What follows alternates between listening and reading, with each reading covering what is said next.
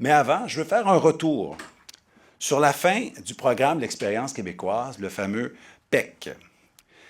D'abord, je précise que les personnes qui ont soumis leur dossier préalablement, avant que l'ancien PEC ne soit suspendu et puis aboli, les gens qui ont soumis leur dossier dans ce programme-là, évidemment, ont vu leur dossier être traité selon les critères de ce programme-là. Il n'y a pas eu de changement.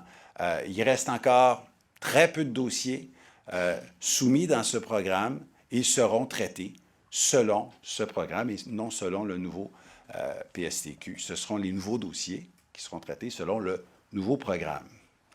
Dans l'ancien programme, puisqu'on fait l'historique, il faut se souvenir qu'il y a eu deux suspensions. Une suspension du volet diplômé en novembre 2024, une suspension du volet travailleur en juin 2025. Pourquoi le gouvernement a-t-il suspendu l'arrivée, le traitement de nouveaux dossiers à partir de ces deux moments? Bien, parce que nous avions atteint, sinon même dépassé, nos plafonds. On avait atteint, sinon dépassé, les cibles qu'on s'était données comme gouvernement dans le cadre des planifications pluriannuelles d'immigration.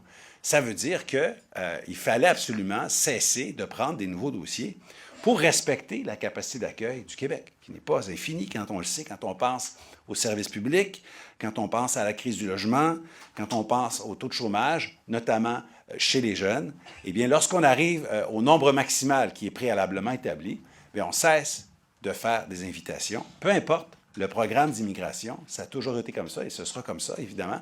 On se donne des nombres et après, quand on atteint ce nombre, on suspend pour un an, puis après ça, on reprend. Maintenant, quand c'est le temps de reprendre les invitations, nous aurions pu réouvrir l'ancien programme, le PEC, pour de nouvelles admissions en 2026, pour les années à venir. Mais ramener ce programme-là, ça aurait été une mauvaise idée. Maintenant qu'on a un meilleur programme, qui est beaucoup plus agile, beaucoup plus efficace que le précédent.